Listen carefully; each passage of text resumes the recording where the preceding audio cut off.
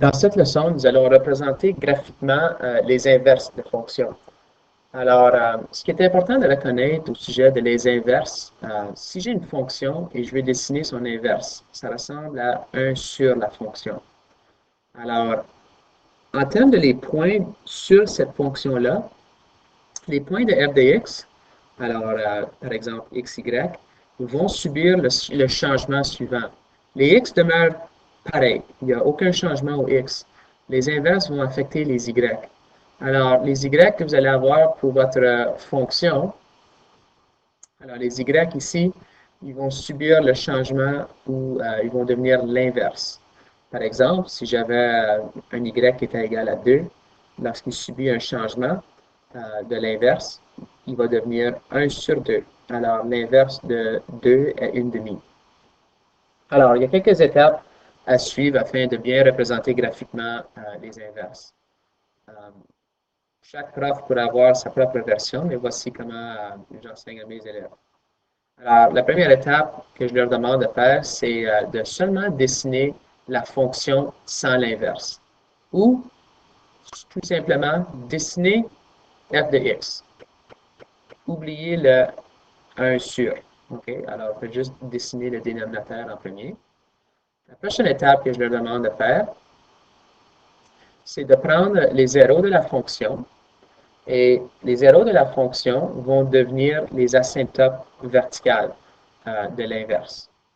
Ensuite, en troisième étape, je leur demande d'identifier les points fixes à y est égal à 1 et y égale à moins 1. Ce sont des points fixes parce que l'inverse de 1, c'est encore 1. Et l'inverse de moins 1, en termes d'y, c'est encore moins 1. Alors, ils ne vont pas changer de la fonction à l'inverse. Et la quatrième étape que je leur demande de faire, c'est d'observer les grandes valeurs positives d'y. Les grandes valeurs vont tendre vers 0 et vice-versa. Donc, si j'ai une valeur d'y qui est 1 dixième, l'inverse de 1 dixième va être 10. Alors, une toute petite valeur devient très grande. Et l'autre exemple, ce serait une valeur d'y qui est, disons, 1000. J'utilise des exemples assez extrêmes. 1000, si tu prends l'inverse de 1000, va devenir 1 millième, qui va être très proche de 0. Ceci fonctionne séparément pour les grandes valeurs négatives de y. Et eux autres ici, ils vont tendre vers 0 et vice-versa. Alors, regardons un exemple. Si je regarde, disons, je vous demande d'esquisser la fonction suivante. M de x est égal à 1 sur x au carré moins 4. Alors, première étape, c'est de représenter seulement la fonction dessinée y est égal à x au carré moins 4. Alors, en noir, je vais juste dessiner ça. Dans le premier module ou le module de transformation que vous étudiez, vous avez vu que c'est une parabole qui a subi un changement ou une translation verticale de 4 unités vers le bas. Donc, en faisant x au carré moins 4, nous observons une parabole qui va passer par x égale à 2 et moins 2. Je leur demande aussi, juste, ceci n'est pas la version finale, ce n'est pas la réponse finale. C'est seulement un outil que nous allons utiliser pour nous aider à trouver euh, l'inverse. Alors, je mets en ligne pointillé x au carré moins 4. Ensuite, en rouge, je vais démontrer c'est quoi son inverse. Alors, si on regarde la deuxième étape, je vous ai demandé d'identifier les zéros de la fonction. Les zéros de la fonction, c'est là où ça croise l'axe des x. Ça croise à moins 2 et à 2.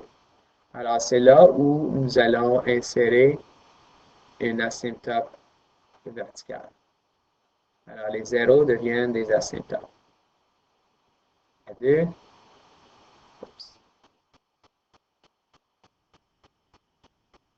et à moins 2.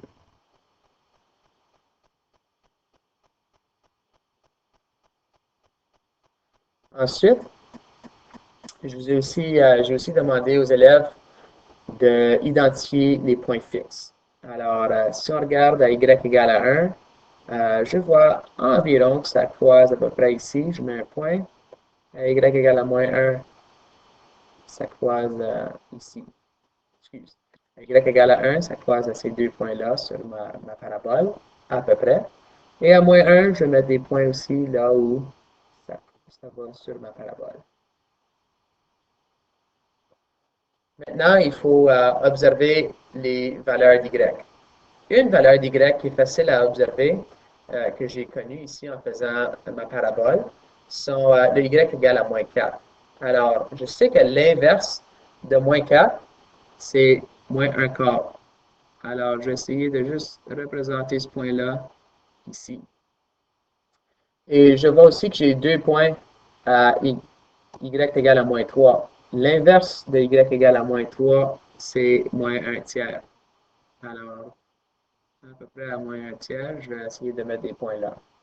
J'ai un ensemble de points ou assez de points ici pour observer que je regarde ma parabole. Cette section ici tend vers l'axe des x. Alors, ça tend vers y égale à 0.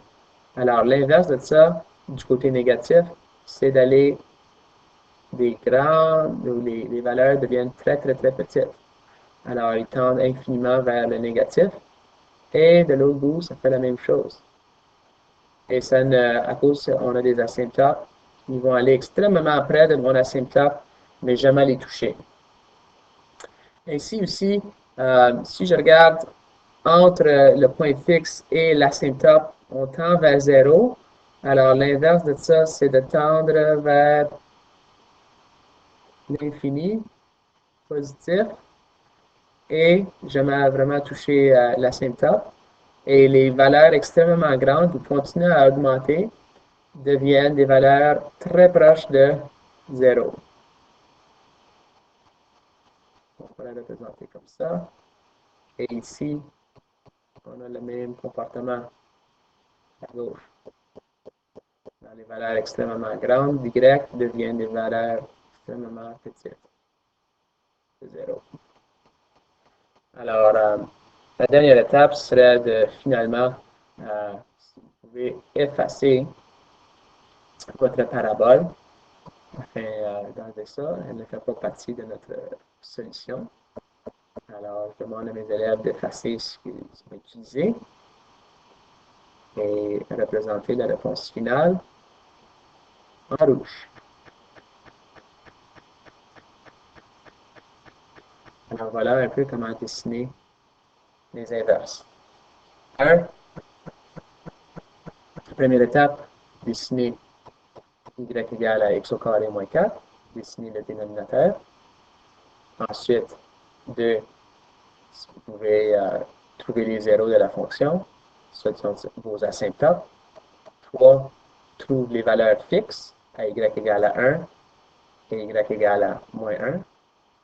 Et 4. Prenez quelques points et faites l'inverse des y pour vous aider à déterminer le comportement de votre graphique.